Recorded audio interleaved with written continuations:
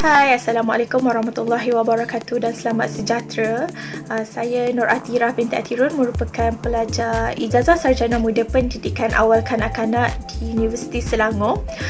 Dan ini merupakan video sedikit perkongsian tentang tajuk kecacatan, yang di mana kita boleh mengetahui punca dan juga langkah pencegahannya lah. Okey, kita mulakan tajuk ini dengan mengetahui punca kecacatan, iaitu kita panggil etiologi kecacatan lah, yang di mana etiologi kecacatan ni punca terbahagi kepada 3, iaitu biologi, psikologi dan juga persekitaran. Okey, tadi untuk etiologi kecacatan ataupun punca kecacatan kita ada 3 tadi, biologi, psikologi, persekitaran. Okey, kita pergi kepada faktor yang pertama, iaitu faktor biologi. Untuk faktor biologi ni pula dia terbahagi kepada 3 bahagian ataupun kita panggil 3 peringkat pula di bawah faktor biologi, iaitu untuk peringkat pertama kita panggil dia peringkat prenatal, iaitu peringkat penghamilan. Kemudian peringkat kedua kita panggil sebagai peringkat perinatal, iaitu semasa kelahiran, dan kemudian peringkat yang ketiga kita panggil peringkat postnatal, iaitu selepas kelahiran. Okey, kita pergi pada peringkat yang pertama, prenatal, iaitu peringkat penghamilan.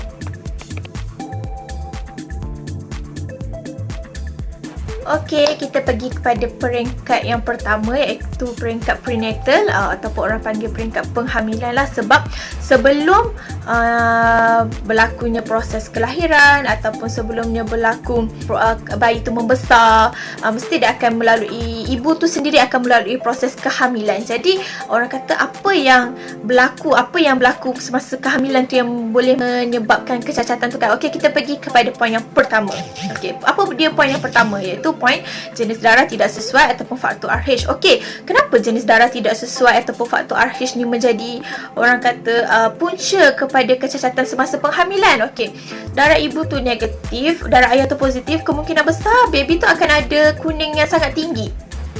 So, apa itu suntikan rogam? Melindungi janin tu, untuk melindungi baby tu, untuk melindungi bayi tu, sebab bayi tu dia RH positif. Lepas tu, dari antibody dalam darah ibu yang RH negatif tu, so dia nak lindungi lah baby tu, rogam tu. Dan pada masa sama dia untuk cegah orang kata alergi RH pada ibu. Yelah, mungkin tak bersesuaian dengan ibu ke ataupun ada masalah ke apa kan. Jadi rogam tu dia orang kata melindungi dan membantu kedua-dua pihak lah, bukan saja anak tapi ibu. Okey, untuk poin yang kedua adalah jangkitan penyakit ibu semasa mengandung. Okey, apa penyakit ibu semasa mengandung ni? Dia adalah meningitis, ataupun meningitis tu dia macam jangkitan kuman dalam kepala baby tu kan.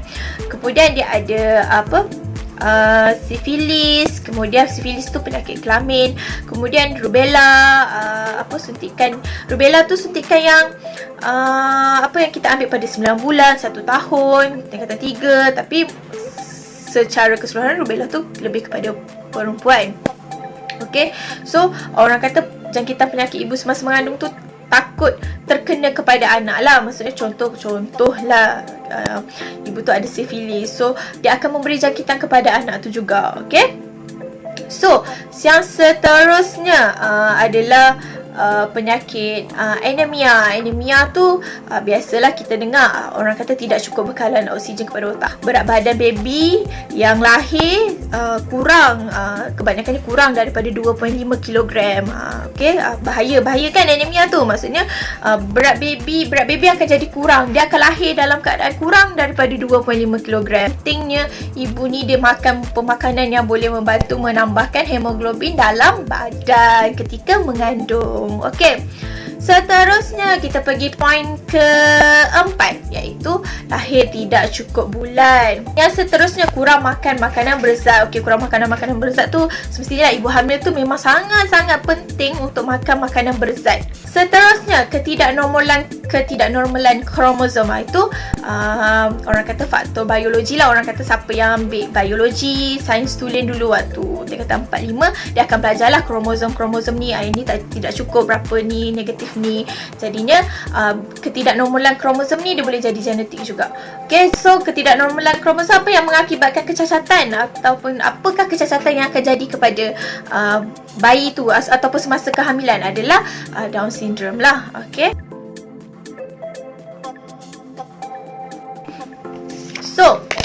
Poin yang seterusnya untuk peringkat kehamilan. Stres semasa mengandung. Kita akan cakap, okey, elakkan daripada stres. Sebab apa, bila stres sangat pun dia tak elok untuk kehamilan tu lah. Faktor yang seterusnya adalah faktor umur ibu ketika mengandung. Okey, faktor umur. Okey, untuk faktor umur ni, faktor umur yang ideal untuk ibu mengandung adalah pada umur 20 tahun lah. Untuk Kementerian Kesihatan dia tetapkan pada umur 20 tahun hingga 40 tahun. Lebih daripada 40 tahun tu dia akan banyak kemungkinan lah. Contohnya anak dia akan Down syndrome, autism. Seterusnya pengambilan folic acid. Okey, kenapa pentingnya ubat folic acid ni? Okey, folic acid ni dia kena diambil sebelum mengandung dan diteruskan sehingga 12 minggu kelahiran. Seterusnya macam biasalah pengambilan dadak atau ubatan berlebihan dan amalan merokok. Macam biasa merokok tu tak elok. Asap rokok tu tidak elok untuk kita punya, kalau tak mengandung pun dia tak elok untuk kita, apatah lagi kalau mengandung. Okey, kita beralih kepada peringkat yang kedua, iaitu peringkat perinatal, iaitu semasa kelahiran. Apakah yang berlaku semasa kelahiran ni yang menyebabkan orang kata berlaku kecacatan ataupun kurang upaya? Okey, untuk poin yang pertama, iaitu proses kelahiran terlalu lama. Bila terlalu lama, bekalan oksigen tu dia akan terganggu lah, dekat baby tu. Okey, untuk poin yang kedua, iaitu kelahiran yang tidak normal. Okey, apa kelahiran yang tidak normal ni? Apa contoh kelahiran yang tidak normal? Okey, kelahiran yang tidak normal ni dia macam seperti bayi melentang, dalam keadaan melentang, bayi dalam keadaan songsang, ataupun orang panggil breach. Okey, kemudian air ketuban pecah terlalu awal. Lepas tu ada instrumental delivery, iaitu penggunaan instrumen lah seperti forceps, vacuum, yang mana benda-benda dia boleh mendatangkan bahaya ataupun membahayakan kepada bayi. Poin yang seterusnya, cord around neck ataupun tali pusat terbelit. Oksigen terputus ketika proses kelahiran tu. Jadinya bila terputus tu bahayalah, oksigen tak sampai dekat otak. So macam berkemungkinan akan berlaku masalah kepada bayi.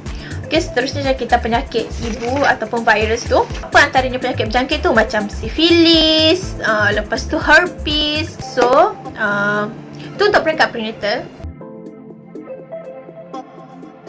Okey, dah 2 peringkat, kita pergi peringkat prenatal, peringkat perinatal. So ini adalah peringkat yang terakhir, iaitu peringkat yang kita panggil postnatal. Apa itu postnatal? Iaitu peringkat selepas kelahiran. Pertama, mungkin berlaku kemalangan yang menyebabkan kanak-kanak tu kurang upaya ataupun berlaku kecacatan kepada bayi tu, kanak-kanak tu.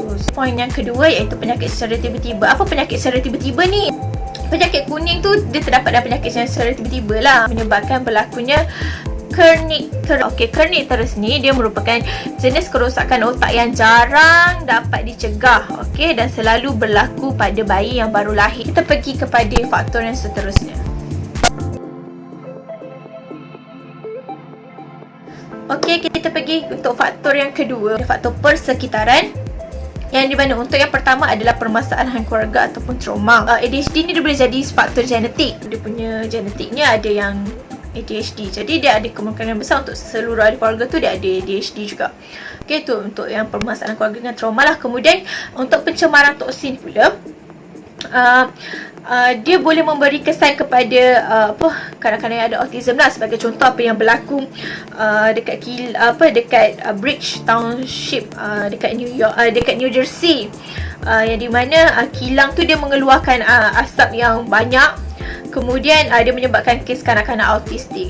Itu untuk pencemaran toksin. Okay, untuk seterusnya adalah bahan pengawet dan pewarna tiruan. Ini adalah benda yang perlu diambil serius oleh ibu bapa, sebabnya bahan pengawet dan pewarna tiruan ni banyak di dalam makanan. Contohnya di dalam junk food, makanan-makanan yang banyak warna, ada bahan pengawet ni bila dimakan terlalu berlebihan, dia akan memberikan sedikit permasalahan lah. Okay, so itu adalah 3 poin yang berada di faktor persekitaran. Okay, so kita pergi kepada faktor psikologi. Okay, untuk faktor psikologi pun ada 3 poin, di mana perkembangan emosi dan sosial, kurang mendapat kasih sayang dan juga gangguan hyperaktif. Okay, yang gangguan hyperaktif tu tadi kita boleh relate dengan ADHD tadilah, dipunca kepada berlakunya kecacatan.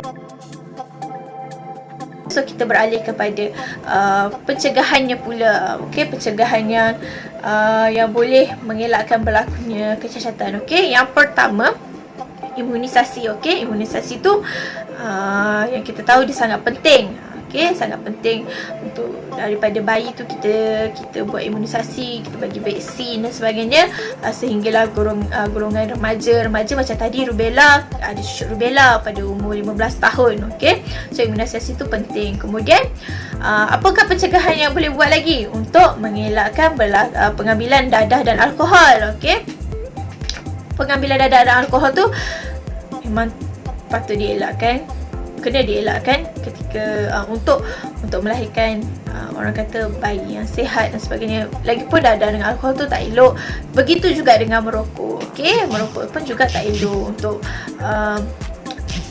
Untuk kita kena buanglah benda tu untuk mengelakkan berlakunya kecacatan. Makan makanan yang berzat, untuk orang kata untuk daripada awal kehamilan. Kalau tak hamil pun lah, untuk kita yang biasa ni pun kita kena jaga pemakanan kita lah. Makan makanan berzat, sayur, buah kena cukup. Okey, untuk slide yang terakhir adalah jadual imunisasi. Jadual imunisasi sebelum ni ada keluar yang lama, tapi ini adalah jadual imunisasi yang baru dikeluarkan oleh KKM untuk bayi yang perlu dititik beratkan oleh ibu bapa. Untuk bayi-bayi yang baru lahir yang perlu dibuatlah sehingga mereka berumur ada 15 tahun tu kan. So daripada 0 bulan hingga 15 tahun tu. Ini adalah jadual yang diwajibkan untuk pencegahan lah, untuk mengelakkan berlakunya kecacatan. Okay, so ibu bapa perlu ambil peduli, perlu titik beratkan tentang jadual imunisasi. Okay, sekian sahaja perkongsian saya tentang punca dan pencegahan untuk kecacatan, dan ini sahajalah maklumat yang saya perolehi daripada internet, yang saya perolehi daripada kakak saya yang bekerja sebagai seorang jururawat, yang berkongsikan sedikit sebanyak maklumat tentang punca dan juga pencegahannya. Jadinya saya harap video ini dapat membantu ataupun setidaknya dapat memberi sedikit sebanyak orang kata info kepada mereka-mereka yang menonton video ini. So sekian daripada saya, Nur Atira binti Atirun. Terima kasih. Assalamualaikum warahmatullahi wabarakatuh.